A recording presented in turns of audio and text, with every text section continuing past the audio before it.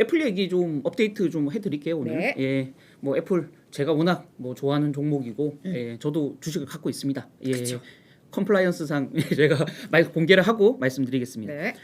연말 대봉에 제품이 없어 못 팔다니, 이거는 저희 주주가 똑같이 할 수 있는 말이에요. 너무 안타까워서. 네. 근데 애널리스트 그 말을 했습니다. 세믹 채터지라고요. JP모건 애널리스트가 애플의 투자 이견은 비중 확대를 유지하면서도 목표 주가를 200에서 190달러로 내렸습니다. 여전히 주가는 44%더 뛸 수 있다라고 뭐 낙관적으로 보고는 있지만, 아이폰 출하가 줄어서 공급 부족이 지속될 거다. 연말 대목에 덜 팔게 될 거다. 뭐 이런 우려죠. 예. 보시죠. 특히나 이제 문제는 출하가 감소하면서 고가 전략에 직격탄을 맞았다 이거죠. 그러니까 위에 차트 한번 보시면 지금 올 들어 지금까지 전 세계에서 600달러 이상 되는 스마트폰의 출하 점유율입니다. 시장 점유율이거든요. 지금 올 상반기 2022년 상반기 맨 마지막인데요. 이게 지금 66%예요. 나머지 모든 스마트폰 합치면 34%. 그러니까 삼성도 물량으로는 세계 1등이지만 애플이 제치고 세계 1등이지만 600달러 이상은 많지 않다는 거죠. 비싼 제품은 거의 못 팔아요, 삼성도. 그러다 보니까 이게 삼성을 포함한 모든 중국 업체나 다 합쳐도 34%밖에 안 되는데 66%.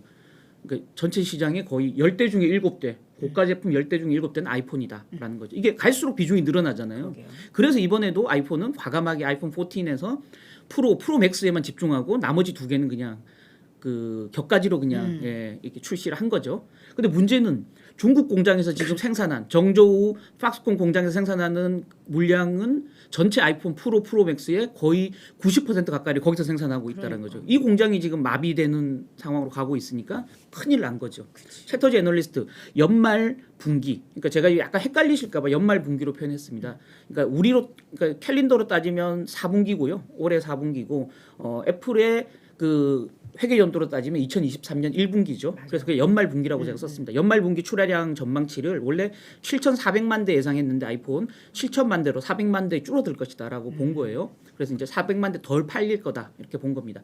중국 박스콘 공장 폐쇄에 따른 공급 차익이 여전한 상황이다라고 얘기했고요. 실제로 아이폰 14 프로가 한 200만 대 덜 팔릴 거고 4분기에 그러니까 회계연도 1분기에 프로 맥스가 한 200만 대 덜 팔릴 거다. 다만 내년 1분기에 물량이 수요가 이연되면서 내년 1월 분기, 그러니까 이제 회계연도로 따지면 2분기죠. 애플 2분기는 자기 판매량 전망치를 200만 대 상향 조정했어요. 결국은 올해 지금 막판에 400만 대 덜 팔리는 게 200만 대는 날아가고 200만 대만 내년 1월 분기로 넘어가서 더 팔릴 거다라는 거죠. 그래서 결국은 연간으로 따지면 200만 대가 줄어들 것이다라는 겁니다. 이 중국 공장 사태로 인해서. 그래서 실제 밑에 보시면 2023 회계연도 아이폰 판매량 전망치를 2억 3,700만 대에서 2억 3,500만 대, 200만 대 딱 줄인 거죠. 네, 그래서 최근에 아이폰 제품 대기 기간은 다소 줄었지만 계열적 수요가 늘어나는 것까지 감안하면 공급 부족은 계속될 수밖에 없다.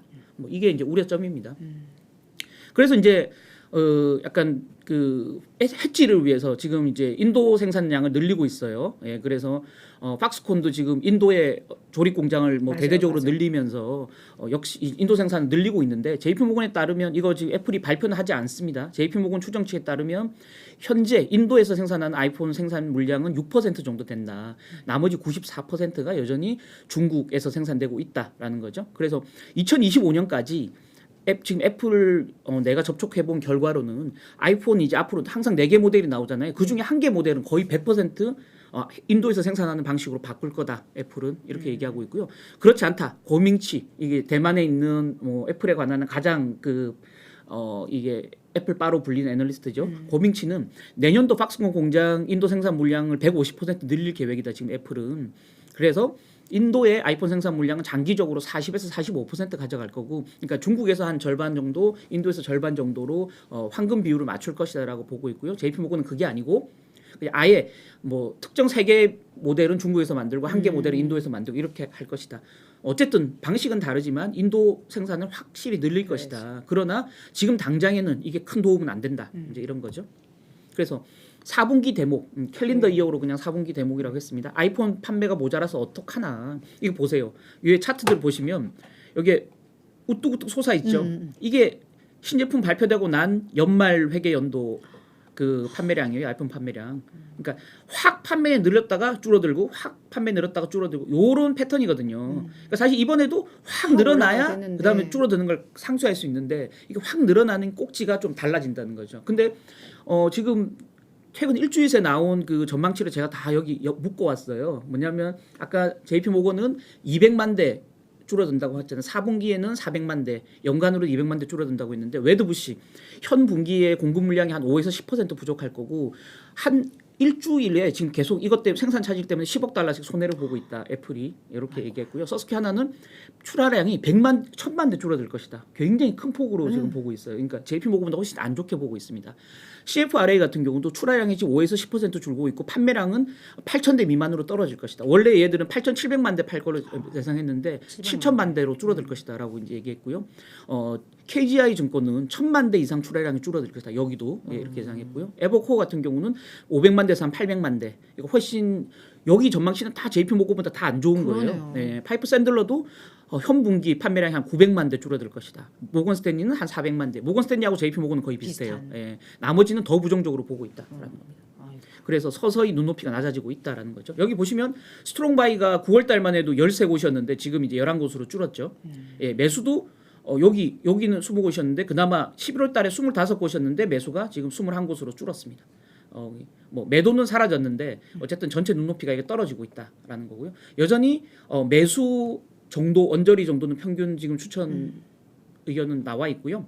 문제는 목표 주가와 현 주가 간의 괴리가 점점 커지고 있다라는 거죠. 그래서 결국은 이렇게 되겠죠. 주가가 이 목표 주가를 따라가든 아니 목표 주가가 내려가든 둘 중에 하나겠죠. 어느 중간에서 만나겠죠. 예. 그러나 눈높이는 추세적으로 낮아지고 있다. 그래서 고밍치 애널리스트 멘트를 소개하면서 제가 끝내겠습니다. 이 사람은 목표 주가를 오히려 계속 내리고 있는 사람입니다. IT 전체 업종 펀더멘탈을 보면 IT 어떤 업종이건 다 전반적으로 수요가 둔화되고 있다. 특히 IT 중에 가장 잘 나가던 게 전기차하고 서버인데 이것까지도 지금 위축되고 있다. IT 업황이 구조적으로 침체기로 가는 모양새다. 내년에 아이폰만 잘 팔릴 거란 전망하기에는 너무 장밋빛이다. 그래서 내년도 애플 실적 아직 내리진 않았지만 우리가 예상하는 것보다 훨씬 안 좋아질 수 있다. 경고를 했어요. 그래서 이런 눈높이들이 이제 서서히 반영돼 갈 것이다. 그래서 다만 주가가 이제 뭐 주가는 꼭 이 실적 전망만으로 움직이는 건 아니기 때문에 그래서 이 시장과 시장과 실제 주가 간의 괴리가 어떤 방향으로 좁혀질 것인가가 최대 관심사가 될 거고요. 우리는 여전히 애플의 선방을 믿고 있습니다.